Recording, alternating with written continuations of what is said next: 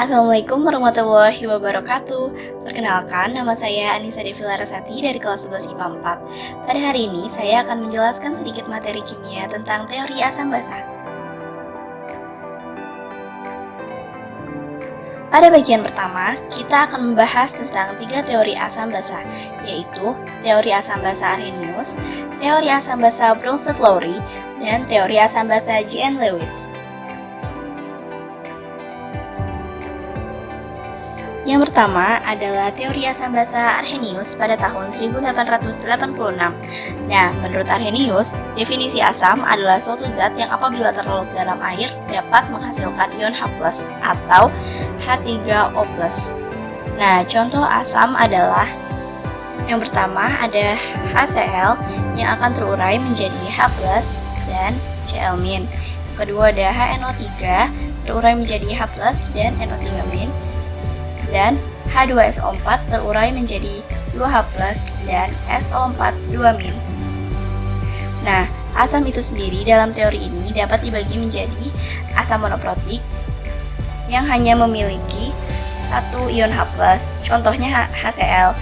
Yang kedua ada asam diprotik yang memiliki 2 ion H+, contohnya yaitu H2SO4. Dan yang ketiga ada asam tripotik yang memiliki 3 ion H+, contohnya H3PO4. Nah, pada teori ini, definisi basa menurut Arrhenius, basa adalah suatu zat yang apabila terlarut dalam air dapat menghasilkan ion OH-. Contoh larutan basa yaitu KOH terurai menjadi K+ dan OH-, NaOH terurai menjadi Na+ dan OH-, dan yang terakhir CaOH2 terurai menjadi Ca2+ dan 2OH-. Nah, teori kedua kita akan membahas teori asam basa Bronsted-Lowry pada tahun 1923. Berbeda dengan Arrhenius, pada teori ini menurut Bronsted-Lowry, pelarut asam atau basa tidak harus air. Melainkan, asam adalah suatu spesies kimia, molekul atau ion yang dapat mendonorkan suatu proton kepada spesies kimia lain atau dengan kata lain sebagai proton donor. Dan basa adalah suatu spesies kimia, molekul atau ion yang dapat menerima suatu proton dari spesies kimia yang lain atau dengan kata lain sebagai proton akseptor. Contohnya sebagai berikut, bisa dilihat pada gambar berikut ini. Spesies HCO3 dan H3O+ sebagai asam karena dapat memberi atau merupakan donor proton H+, sedangkan spesies H2O dan CO3 sebagai basa karena dapat menerima atau merupakan akseptor proton H+.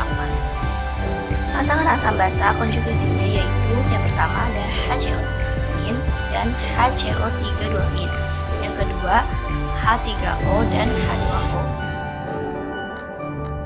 Teori yang terakhir atau yang ketiga yaitu teori asam basa Jean-Lewis pada tahun 1923. Menurut Lewis, asam adalah suatu spesies yang dapat menerima pasangan elektron bebas, sedangkan basa adalah suatu spesies yang dapat mendonorkan pasangan elektron bebas.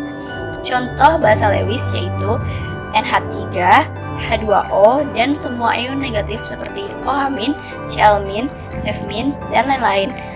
Nah, teori ini hanya dapat terjadi pada ikatan kovalen koordinat. Contohnya yaitu, kita lihat pada ikatan di bawah ini. Nah, pada contoh terdapat BF3 dan NH3.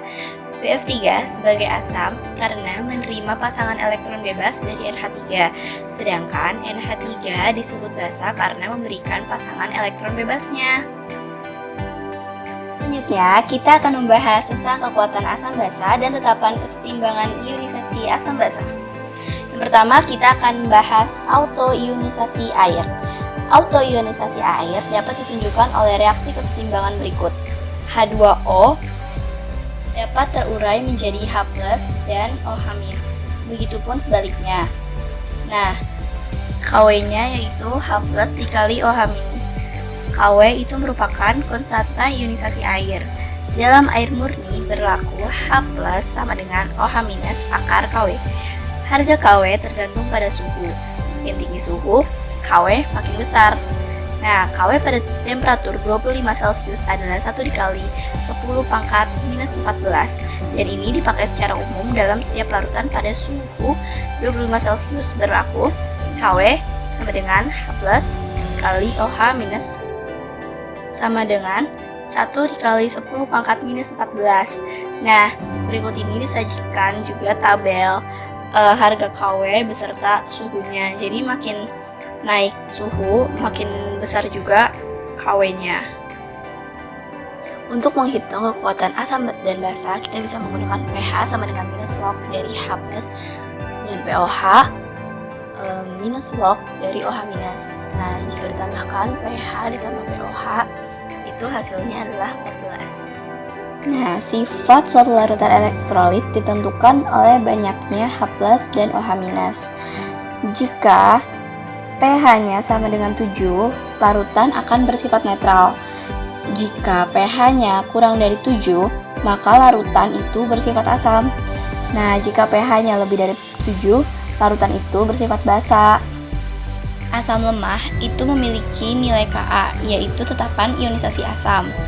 Kalau basa lemah memiliki nilai Kb, tetapan ionisasi basa. Untuk mengetahui suatu larutan bersifat asam atau basa, diperlukan indikator atau pH meter. Suatu indikator akan berwarna tertentu pada pH tertentu juga.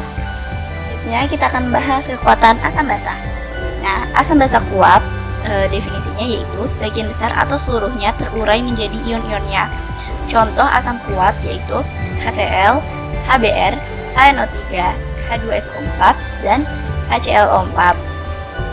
Sehingga alfanya mendekati 1. Sedangkan asam basa lemah yaitu sebagian kecil terurai menjadi ion-ionnya. Contoh asam lemah yaitu CH3COOH, HCOOH-HF, HCN, dan H2S. Contoh basa lemah yaitu FeOH3, NH3 atau NH4OH. Nah, asam lemah ini alfanya mendekati 0. Nah, untuk asam kuat, cara menghitung pH-nya yaitu H+ sama dengan A dikali Ma. A itu sendiri adalah banyaknya H+ yang diikat, sedangkan Ma molaritas asam. Nah, selanjutnya dapat dilanjutkan dengan cari pH yaitu minus log dari H+. Dan untuk bahasa kuat, cara menghitung pH-nya yaitu OH- sama dengan B dikali Mb. B itu sendiri adalah banyaknya OH- yang diikat, sedangkan Mb itu adalah molaritas basa. Dapat dilanjutkan dengan POH yaitu minus log dari OH-. Nah, setelah POH-nya diketahui, kita lanjutkan dengan mencari pH yaitu 14 dikurangi POH. Sedangkan untuk menghitung pH dari asam lemah, kita dapat mencari dengan H+ sama dengan akar Ka dikali Ma. Ka itu sendiri adalah tetapan ionisasi asam dan Ma adalah molaritas asam.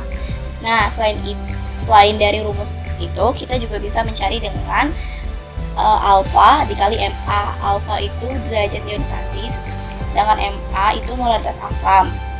Nah, cara mencari alfa di sini yaitu akar Ka dibagi Ma. Setelah semuanya diketahui, maka kita tinggal mencari pH-nya yaitu minus log H+. Selanjutnya kita akan mencari pH dari basa lemah. OH- sama dengan akar Kb dikali Mb. Kb itu sendiri adalah tetapan ionisasi basa, sedangkan Mb adalah molaritas basa. Selain memakai rumus itu, kita juga bisa menggunakan rumus OH- sama dengan alfa dikali Mb. Alfa itu adalah derajat ionisasi. Nah, untuk mencari alfa, caranya juga hampir sama, yaitu dengan akar Kb dibagi Mb. Setelah semuanya diketahui, kita bisa lanjut untuk mencari pH-nya dengan minus log dari OH-. Setelah pH-nya diketahui, baru kita dapat mencari pH yaitu dengan cara 14 minus pOH. Nah, sekian dulu penjelasan dari saya. Kurang lebihnya mohon maaf. Wassalamualaikum warahmatullahi wabarakatuh.